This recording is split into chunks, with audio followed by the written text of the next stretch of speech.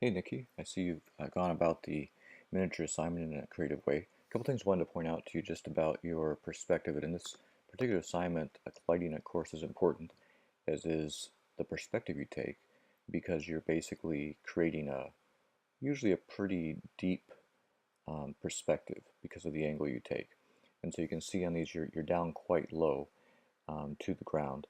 There's, of course, other options. You can elevate things and get them higher up, but you were able to work down low. Now, when you, in these particular ones, for example, when you have other objects that are regular size, we can then see that these are small miniature objects. So they don't lose their meaning as being miniatures.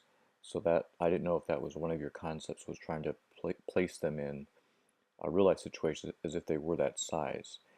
There are a couple images where that happens. For example, because of your perspective, look at this car here in the distance.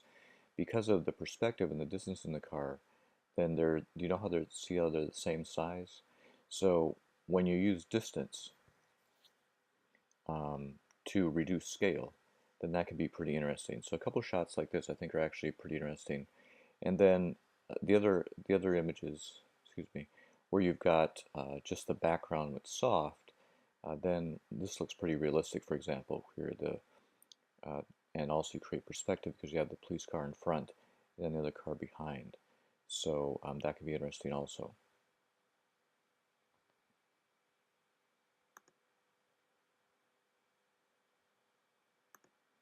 And then here you brought the images inside and also again took a very low angle.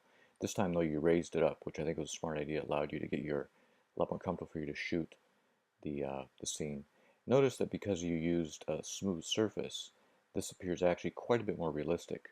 When you go back to the outside images using asphalt, the grain of the asphalt looks huge, of course, because it's in comparison to the car. So one option, of course, is to combine both, go outside, but bring your own road with you or bring a piece of paper or something you could use to create that surface if you want to create that illusion.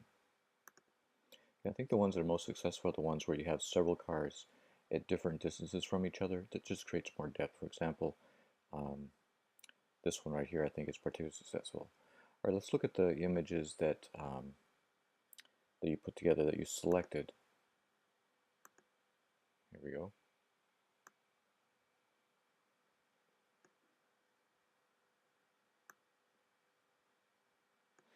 So having two next to each other help create some dynamic space. I think, because one's in front of the other, and the idea of perhaps passing each other. So that was interesting. You also activated your composition by having them off to the right using a rule of thirds. That worked pretty well.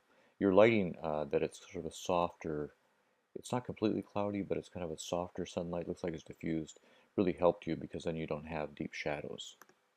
This one you have kind of the same idea. I noticed this one on the contact sheet. I think you did well here to have the two. Probably in these, I think you shot them at f5. I would have recommended maybe stopping down a little further just to get that image more in focus. Um, because they're so uh, shallow depth of field, then you don't really break that illusion of being miniatures. And then here, this is one that we noticed on the contact sheet too. This is more of a scene where the light's more controlled. And you can see how I believe this is one you shot with your umbrella possibly because the light's very soft as it wraps around the cars and it's coming from that right side. So looking at your wide angle shots, that appears to be about what I noticed. And then the black paper, foam core, whatever you used, does a pretty good job of imitating asphalt. It's very cleaned up. Just notice the difference between the two. The light down here is a harsher, rougher light. See how sharp the shadow is? This one is more direct sunlight. Looks like this one is direct sunlight, but it's a little softer. Perhaps some of a cloud came in between. This one's a much harder light with that sharp shadow. And then here you've got the much softer, and that makes the car, glow in a way. See how the light sort of wraps around it, and there's no deep shadow. Notice the shadow underneath, for example. So much softer shadows. This gives it a more, as you mentioned, more of a like it's being shot as a model, as more of like a glamour shot, so to speak. So Nikki, I think you've done a pretty good job with this assignment. You've got your two photographic approaches, two locations, two different sets of light. I think probably a little bit better could be done on the outdoor image, trying to create that illusion of reality with the miniature sizes. But other than that, I think you've done really well.